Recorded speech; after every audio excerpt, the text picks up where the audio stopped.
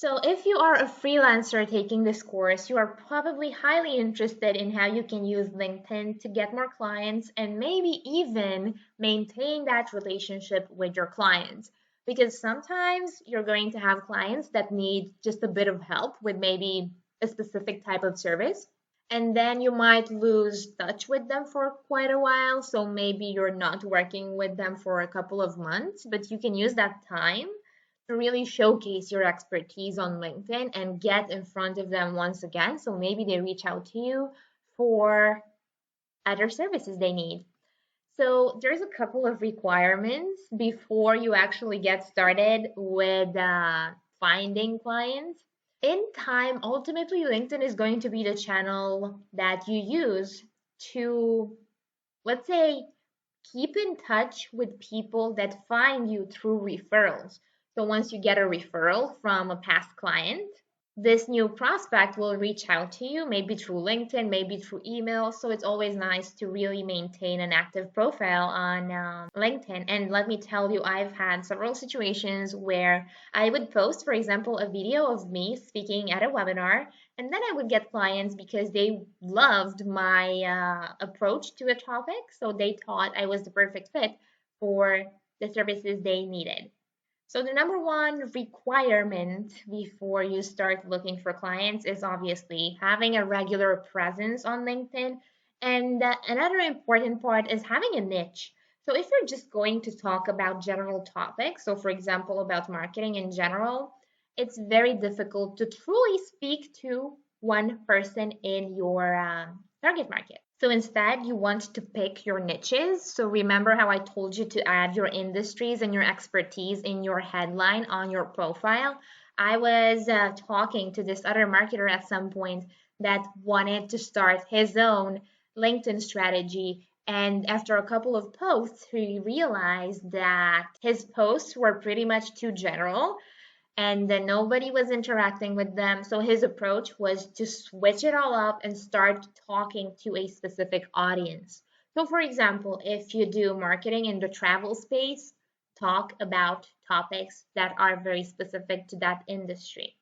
If you are a designer in the fintech space, you obviously want to post regular illustrations or UI designs specifically from other fintech clients you've had in the past.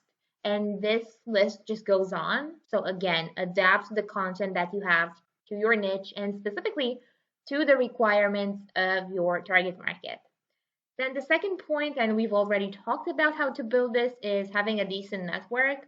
So the bigger your network, the easier it is for you to reach out to more people because one, your posts will be out there in front of more people. And two, the more people you are connected with, the bigger chance you have for people to discover you via the LinkedIn search. Let's be honest, I've had situations where somebody reached out to me because we had 20 shared connections or similar. So, definitely an interesting point of view here. The third point is knowing where to look. So on one end, you can use certain keywords like looking for freelance work, looking for writer, freelance, whatever, hiring a freelancer, or we are looking to hire a specific person in a specific role, or I'm looking to talk to somebody, or I'm looking for subject matter experts in a specific field.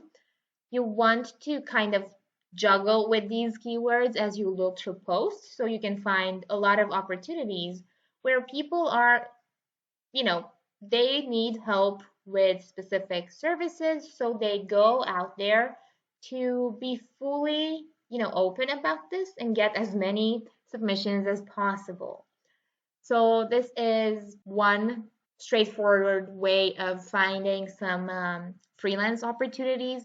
Of course, you can also keep track of them on your own feed because, as you scroll down, you will see some of these opportunities. Then there's also the option for you to go and make a post about the services that you offer, the role you're looking for, maybe you just want to offer some advice. So again, if you go to start a post, you can just write this down or go to add to your post and you can either find maybe an expert to talk to if you don't need help with anything in particular, or you can just offer help straight away. So as you can see, there's a bunch of options in here, or you can just write everything down. But let's say the most straightforward and classic way of finding roles is in the jobs section. Now, this ties into why it's important to know how to filter for these clients. So, for example, let's assume you are a designer, UX designer, illustrator, UI, fashion designer, kitchen designer, whatever. Add in your keyword in here and then know how to work the filters, because for instance, you can go to job type and select specifically contract work or temporary roles or part-time work. Whereas if you are looking for a full-time role, you'll have to sort it like this. Of course, you can also just go ahead to experience level and select your level of experience. Usually I recommend choosing a couple of options. So for example, if you're junior or mid-level, choose more options in here. I prefer to just look at all of them without this filter on, but it really depends on your current status.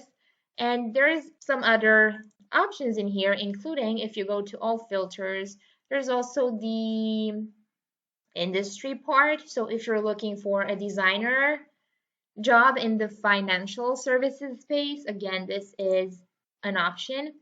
I also sometimes do the keyword trick where I add in freelancer as a keyword specifically, because sometimes there's differences between what people classify as a contractor and what a freelancer really is. So you'll start finding jobs that are super obvious, like industrial designer. This is a freelancer role, all of the details in here.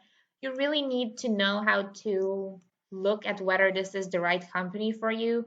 Go to the company page, or you can see some details in here. For example, this company is too big for what I like in general. I personally prefer startups, but maybe you want to work with a bigger company. And if you are assessing these companies, I generally recommend using Glassdoor as well. So if, for instance, you want to work at Facebook, now Meta, you just Google Meta, Glassdoor, click on basically the first link, and then you can start checking out some reviews, looking at some salaries, seeing what types of interviews they have, what benefits they offer, and so on. So ideally, you want to go beyond just LinkedIn. And even if you are a freelancer, I still recommend checking out the company before. It depends on the type of work you perform. So if it's just content writing, most of the time their culture isn't going to influence you. So you don't care about that because you strictly work with maybe one person. So what matters ultimately is just getting along with those people. What I would definitely recommend is, applying to these roles, be they in the form of a post or listed under jobs, talking to whoever needs the services. It can be a marketing manager, it can be a product person, it can be just a founder. This would be it for this section. And in the next one, we are looking over the specifics of finding a job, although the section is going to be super short because it's pretty much the same thing essentially.